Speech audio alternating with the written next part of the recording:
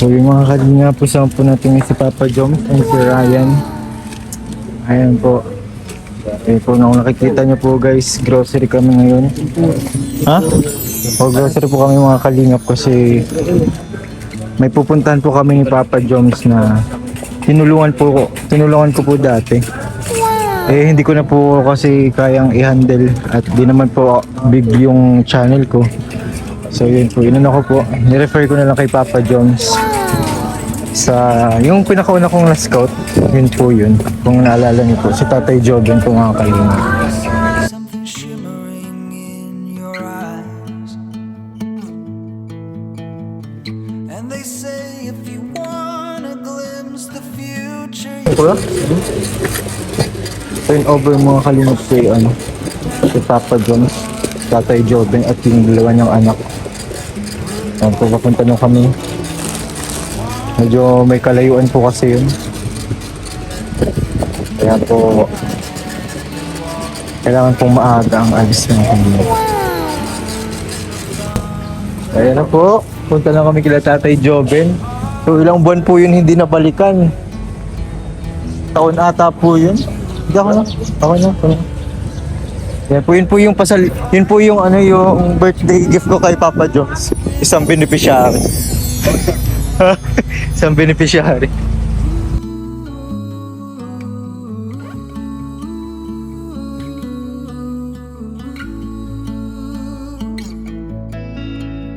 So the days became weeks, it felt just like the night before.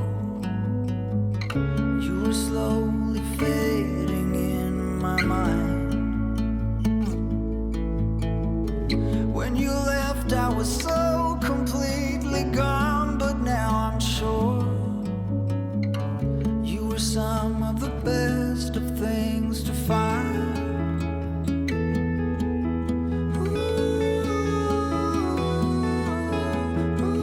Magugulat ka din kasi yung bahay nila ano talaga eh, parang pagpasok mo higaan na lang talaga. Higaan? Oo, higaan. Tapos walang gripo, walang lababo. CR? Wala din CR. Oh? Saan Oo, CR? sa ilog. Ilog? Ay, Ahas yun ah. Kaya si best friend. Sobrang init kasi kaya may lumalabas sila. Oo. Oo. Sa Gusto ilog mo sila. nakita? Di ko nakita. Na, dadaanan natin. Gusto mo Ano na eh. Flat na. Siya si Tatay Joven. Saan dito? Pag sabi mo kay Dayan, Ha? Iba yun, iba? sinong Dayan? Ibang Dayan? Hindi ibang tutulungan yun kung tag. Ay, ba pupuntahan natin Oo. ngayon? Oo. Ba't nag-iba? Ha? Bakit nag-iba? Mas okay. Ito na nga yung sinabi ko sa kay Papa James dati pa. Ito yun yung ano. Ito lang ako magkapatid. At kanina, ano dapat yung kina Dayan? Iba yun. Sa'yo dapat sa ano. Ha? Sa'yo. May bibigay si ano sa'yo. Pwede man din. Lapit natin yun. Yan yun. Sinabi na ako na ng JJ after nung ribbon cutting sa ano mo. Oo. Ano din? Okay. Dayan? Sa basod. Oh. Kimberly ay Kikir. Kim Kay ba? Kim! Kay Kim. Kim pala, hindi si Kim. Kim. Sabi mo ko si Dayan. Meron din kasi doon. Ah, okay. Si Kim pala yung palang Kim. diretso no. Ngayon yung pupunta natin kila Kim? Oo. Okay. Medyo malapit. Saan dun? Dun din? At pala nag-vlog na ako kay Kim. Yung kay Kim kasi medyo papasok, di ba?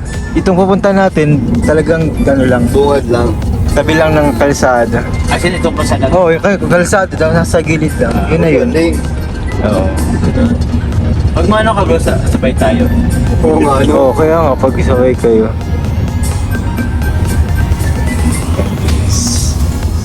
Pag na tayo na agad.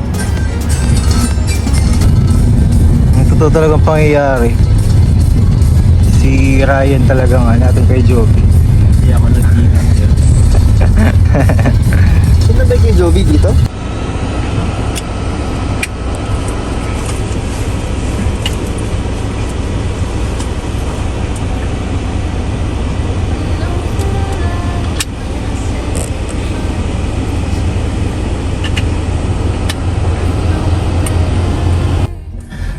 So ayun po mga kalingap, kakatapos lang po mag-vlog kay Tatay Joven. Siguro po ay ano po yun, siguro mag almost 1 year ko na po yung hindi. Ilan bro? 1 year. 1 year mo na? Almost ata. Isang taon? Oo. Ata or siguro mga 8 ganun. Mga 8 months mga ganun. Okay. Kasi for some reasons po mga kalingap, kaya hindi ko po napupuntahan si Tatay Joven. Una na po dun ay staff po tayo ni Kalingap Rob. Oo nga. Kapag cameraman talaga tayo is kahit kulang ay talagang pinupunan natin kahit di tayo nakaskod guys. Ganun tayo ka-selfless guys. And dedicated sa ating work mga Kalingap. So dahil nga po siya tayong dedicated sa work.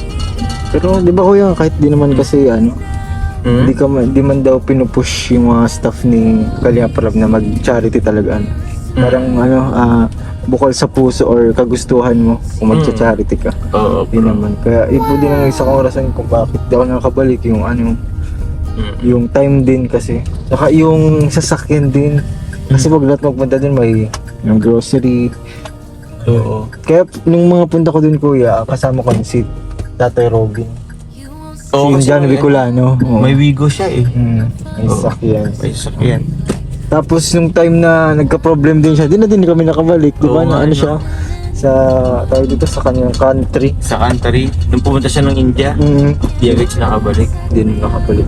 Kaya yun ko yung dahilan kung bakit di ko nababalikan siya. Kaya yun, na-refer ko na lang siya. Oo. Si Tatay Joven. Kamusta man ko yung pag-vlog Si natin Tatay doon? Jovin, bro, goods si Tatay Jovin. Yun talagang kinakahanga ko sa kanya bro na despite sa man nangyari, patuloy siyang nagiging matatag, responsable sa Sabihin kanyang ama. bilang isang ama na alam mo yun, sobrang ang hirap sa kalagayan niya kasi yun nga, solo parent na lang siya. Kung anong ginagawa ng tatay at nanay po, siya ang nagpupunat sa kanyang mga anak. So, syempre ang tatay, di ba bro, kadalasan sila yung tatrabaho, ginagawa yun ni Kuya Joven. Pero yung rin, ang ginagawa na niya, paglalaba, pagluluto, pag-asikaso ng anak, si tatay din ang gumagawa. Tatay pa din nagawa. So, napaka saludo kay Tatay Joven kasi di niya Ginagampanan niya yung pagiging ama niya talaga sa Oo. Di niya pinabayaan yung kanyang mga anak. So yun bro, naka-inspired sana. Maging tatay. Hindi, I mean, feeling ko naman maraming ma-inspire sa kwento niya. Sana mag-silbi itong aral din sa iba.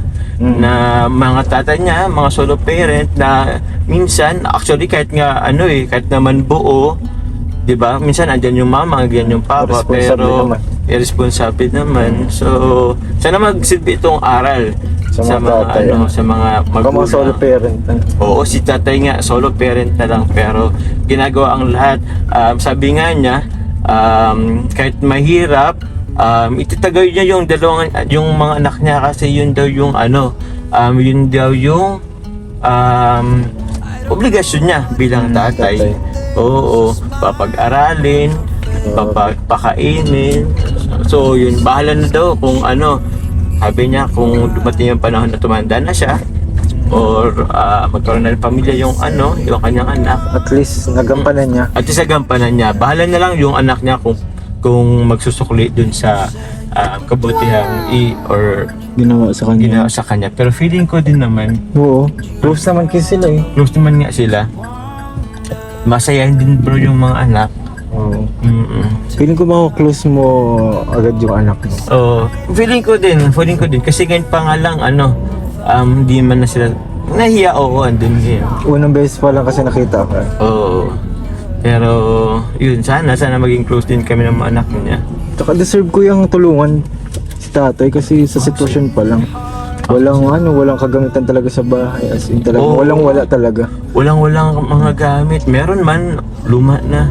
Tulad nung Kaldero. kaldero. Ang itim na ng Kaldero, kasirola lang andun eh. Ano pa ba? pugon. Pugon, oo. Walang kuryente. Ang mainit din dun, walang electric fan, walang tubig, Wala. lahat wala. Yung Nasunugan eh. Tama ba? Di ba nasunugan? Nasunugan. So parang mag-back to zero din ulit talaga sila. Buhay nila talaga. Buhay nila tatay. Kaya yun. Kaya sana ano ko nalag dito. May magtulong talaga. Sana, opo. Kasi deserve talaga ni Tatay Job yung tulungan talaga. Opo.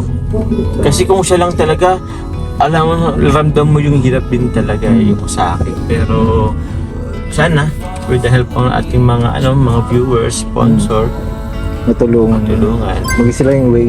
maging way po kayo. Malam- Sa kahit paano gumagaan din naman sa Buhay. buhay nila sa pang-araw. Mali mo, pabahayan mo pa yung kuya, no?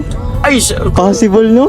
kung bro, kung magiging maganda takbo ng ating YouTube channel, Siya yan. yun, sana. Sana po. Ay, din naman tayo. Sige. Mga 7-11 mga. So, ayun po mga kaniyo. Narinig niyo po ang opinion po ni Papa Joms. Grabe po. Talagang may papupulutan po talaga ng aral yung ang buhay po ni Tatay Job, mga kaniyo. Okay, thank you. Balitaan mo lang ako kung kailan ka pupunta, sasamahan nila kita ulit. Sige po, bro, salamat. Sama ka pa ba sa kanya? Oo naman. Oo. Support lahat. Salamat kita. Salamat. Thank you very much, JJ. Thank you. Thank you po, Ryan.